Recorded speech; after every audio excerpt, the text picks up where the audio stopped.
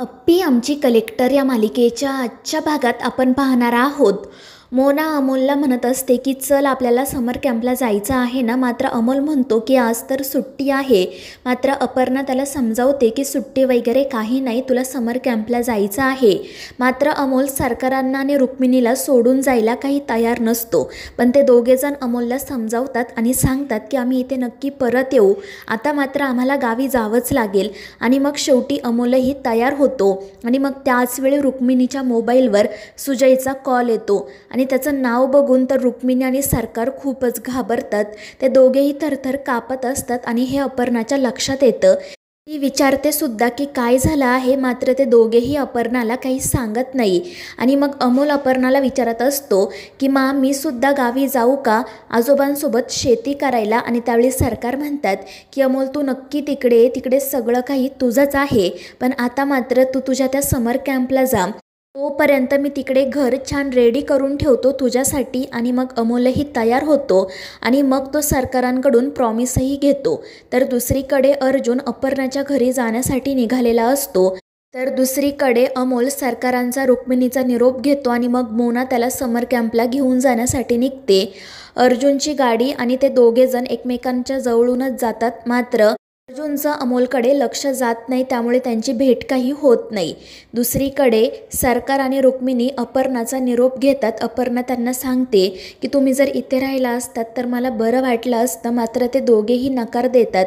ते तिला समजवतात की आधी तू अर्जुनचा विचार कर, एकदा का तुम्ही दोघेजण एकत्र आले की आम्ही सुद्धा सुखी होऊ. आणि मग ते तिथून जाण्यासाठी निघतात. अपर्णा पुन्हा एकदा त्यांना तिथेच थांबण्याचा आग्रह करते, मात्र ते काही ऐकत नाही. तर अपर्णा त्यांना सांगते की तुम्हाला कधीही कशाचीही गरज लागली ना तर मला हक्काने सांगा, मी तुमची मुलगी आहे. आणि ते ऐकून रुक्मिणी रडतच तिला मिठी मारते.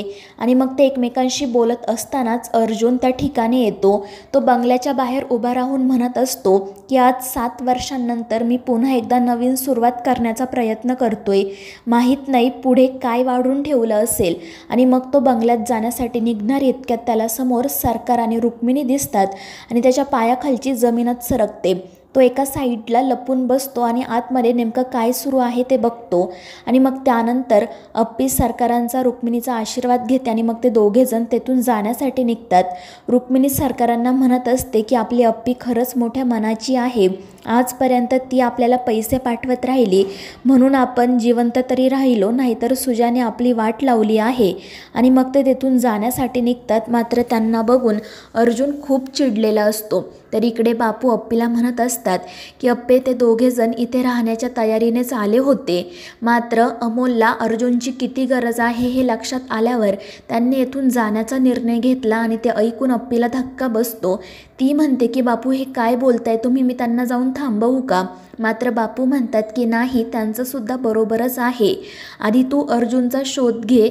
अमोलसाठी तुम्ही दोघं पुन्हा एकत्र या, आधी ते काम महत्त्वाचं आहे. आणि त्यांचं ते बोलणं अप्पीला सुद्धा पटतं. मात्र इकडे अर्जुन खूप चिडलेला असतो. तो रागातच स्वतःशी म्हणतो की अप्पे यापुढे तुझ्या या घराची मी कधी पायरीसुद्धा चढणार नाही. मला वाटलं होतं की तू सगळं विसरून गेली असशील, पण तू कधीच सुधारणार नाही. आणि मग तो रागातच तेथून निघून जातो. तर अप्पी बापूंना म्हणत असते की मी अर्जुनसोबत नक्की बोलेल. दुसरीकडे अमोल समर कॅम्पमध्ये जातो. तर तिथे एक नवीन मुलगी आलेली असते. ती तिचा टॅब सगळ्यांना दाखवत असते आणि मग त्यामुळे अमोलशी कोणीही बोलत नाही. त्यामुळे अमोल चिडतो आणि मग त्यानंतर ती मुलं अमोलला टॅबबद्दल सांगत असतात. मात्र अमोलला त्याचं काही विशेष कौतुक वाटत नाही. दुसरीकडे एका अल्पवयीन मुलाने ड्रग्ज घेतलेले असतात. चिंचोके त्याला पोलीस स्टेशनमध्ये घेऊन येतात. ते त्याला विचारत असतात की कुठून घेतले तू हे ड्रग्ज, तुला लाज वाटत नाही का. मात्र तो मुलगा पूर्ण नशेत असतो, त्याला काहीच कळत नाही. आणि मग आर्या त्याला पाणी नेऊन देते. तो मुलगा पाणी पितो. आर्या त्याला विचारते की घरी जायचं आहे ना, आणि त्यावर तो फक्त हो म्हणतो. तर चिंचोके आर्याला विचारत असतात की मॅडम हे काय चालले तुमचं, तुम्ही त्याच्याशी एवढं चांगलं का बोलताय, खडसावून विचारा त्याला. आणि त्यावर आर्या त्यांना समजावते की आत्ता तो नशेत आहे, आपण काही बोललो ना तरी त्याला काही कळणार नाही. तुम्ही आता त्याला घेऊन जा, त्याला झोपवा, काहीतरी खायला द्या, तो शुद्धीवर आल्यानंतर आपण बोलू त्याच्याशी. आणि मग चिंचोके त्या मुलाला तेथून घेऊन जातात. मात्र त्यानंतर ते पुन्हा आर्याला म्हणतात की मॅडम तुमचं तर मला काही कळतच नाही. अहो हे काय वय आहे का त्या मुलाचं ड्रग्ज घेण्याचं. शिक्षण घ्यावं, नोकरी करावी, आई-वडिलांचं नाव मोठं करावं. मात्र अशा वयामध्ये ही मुलं इतक्या व्यसनांच्या कशी काय आहारी जाऊ शकतात आणि त्यावर आर्या म्हणते की चिंचोके यामागे सुद्धा नक्की काहीतरी कारण आहे आणि हा मुलगा खूप लहान आहे. आपण त्याला सुधारण्याची एक संधी द्यायला हवी आणि त्यांचं ते म्हणणं चिंचोकेंना सुद्धा पटतं. तर दुसरीकडे अपर्णा ऑफिसमध्ये आलेली असते आणि तिथे एक बाई रडतच तिच्या समोर येते. ती अपर्णाला म्हणते की मॅडम माझी मदत करा, 2 दिवसांपासून माझा मुलगा बेपत्ता आहे. त्यामुळे मग अपर्णा नेमकं काय झालं आहे ते विचारते. त्यावर ती बाई सांगते की माझ्या नवऱ्याचं आणि माझं भांडण झालं, मी काम करते हे माझ्या नवऱ्याला आवडत नाही, म्हणून त्याने मला सांगितलं की काम सोडून दे. मात्र मला माझ्या मुलाला इंजिनियर करायचं आहे. मात्र माझ्या नवऱ्याच्या एकट्याच्या कमाईवर हे सगळं शक्य होणार नाही, म्हणून मग मी सुद्धा काम करत होते. पण माझ्या नवऱ्याला ते काही आवडलं नाही आणि आमच्या दोघांच्या भांडणामध्ये त्याने माझ्या पोराला खूप मारलं आणि तेव्हापासून पोरगं घरातून निघून गेलं. त्यावर अपर्णा विचारते मग तुम्ही त्यांच्या मित्रांकडे चौकशी केली का? त्यावर ती बाई सांगते हो, सगळीकडे त्याचा शोध घेतला, पोलिसांना सुद्धा कळवलं, पण तुम्ही माझी मदत करा. आणि त्यावर अपर्णा तिला शब्द देते की आम्ही नक्की मदत करू, तुम्ही काळजी करू नका, तुमचा मुलगा विलास नक्की घरी परत येईल. आणि मग ती बाई आभार मानून तेथून निघून जाते. दुसरीकडे अर्जुन पोलीस स्टेशनमध्ये आलेला असतो, पण तो खूप चिडलेला असतो. त्यामुळे आर्या आणि चिंचोके लगेच त्याच्याशी बोलण्यासाठी जातात, पण तो या दोघांवरही चिडतो. त्यामुळे मग आर्या म्हणते की सर मला माझ्या मित्राशी बोलायचं आहे, परवानगी आहे का तुमची? आणि त्यामुळे अर्जुन म्हणतो ठीक आहे बोल. आणि मग आर्या त्याला विचारते की अर्जुन काय झालं, तू इतका का चिडलाय? आणि मग अर्जुन त्यांना अप्पीच्या घरी घडलेला सगळा प्रकार सांगतो. आणि त्यामुळे चिंचोकेसुद्धा अजून आगीत तेल ओतण्याचं काम करतात. ते म्हणत असतात की अपर्णा मॅडमला तुम्ही चुकीचे वाटता, मात्र ते सरकार नाही, त्यांचं अजूनही तेच सुरू आहे. त्यापेक्षा तुम्ही हे सगळं सोडून द्या, अपर्णा मॅडमला सोडून द्या, त्यांच्या नादी लागू नका. मात्र आर्या चिंचोकेंवर ओरडते, त्यामुळे चिंचोके गप्प बसतात. आणि मग त्यानंतर आर्या अर्जुनला सांगते की तू इथे कुढत बसण्यापेक्षा त्या समर कॅम्पमध्ये जा, तिथे ती मुलं तुझी वाट बघत असतील. आणि मग अर्जुन तेथून निघून जातो. तर आर्या चिंचोकेंशी बोलते, मात्र चिंचोके म्हणत असतात की माझं काही चुकत नाही आहे, मी जे करतोय ते अर्जुन साहेबांसाठी, कारण अपर्णा मॅडम दुश्मनासोबतही वागणार नाही अशा अर्जुन साहेबांसोबत वागतायत. आणि मग तो आर्यालाही सांगतो की तुम्ही उगाच त्यांच्या मागे लागू नका.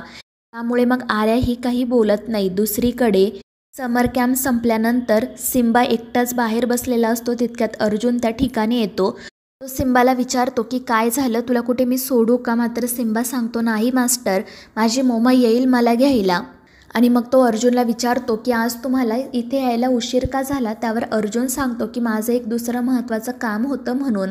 आणि मग सिम्बा त्याच्याशीच गप्पा मारत राहतो आणि त्या गप्पांमधून त्याला समजतं की त्याचा मास्टर म्हणजेच अर्जुन हरवलेल्या वस्तू शोधून देतो. आणि त्यामुळे सिम्बा विचार करत असतो की हे माझे बाबासुद्धा शोधून देतील का? मात्र तितक्यात अर्जुनला एक फोन येतो, त्यामुळे अर्जुन लगेच तेथून निघून जातो. तर दुसरीकडे अपर्णा तिचं काम करत असते. तितक्यात गायतोंडे त्या ठिकाणी येतात आणि ते अपर्णाला शहरामध्ये वाढणाऱ्या ड्रग्सच्या केसेसविषयी सांगतात. ते म्हणत असतात की पुण्यामध्ये अल्पवयीन मुलांचं ड्रग्ज घेण्याचं प्रमाण खूप वाढलं आहे आणि गुन्हेगारीसुद्धा. आणि हे सगळं थांबवण्यासाठी आपल्याला एक तडफदार ऑफिसर हवा आहे. आणि त्यावेळी अपर्णा म्हणते की आपल्याला असा ऑफिसर हवा आहे जो करप्ट नसेल आणि हे सगळं तो थांबवू शकतो. आणि मग तिच्या डोळ्यासमोर अर्जुनचंच नाव येतं आणि त्यामुळे गायतोंडेसुद्धा खुश होतात. आणि मग ते गायतोंडेंना अर्जुनला मीटिंगसाठी बोलवायला सांगते. तर मित्रांनो, या मालिकेच्या पुढील भागांमध्ये आपण पाहणार आहोत अपर्णाचा निर्णय गायतोंडे अर्जुनला सांगतात. तर दुसरीकडे अमोल अपर्णाला विचारत असतो की आपण बाबांना कधी भेटायचं, माझ्या वाढदिवसाच्या दिवशी तरी ते मला भेटतील का? आणि त्यावेळी अपर्णा मनाशी म्हणते की अर्जुन माझी खात्री आहे तू आपल्या अमोलचा वाढदिवस विसरला नसशील. तर मित्रांनो, या मालिकेच्या पुढील भागांच्या अपडेट्ससाठी आपल्या चॅनेलला सबस्क्राईब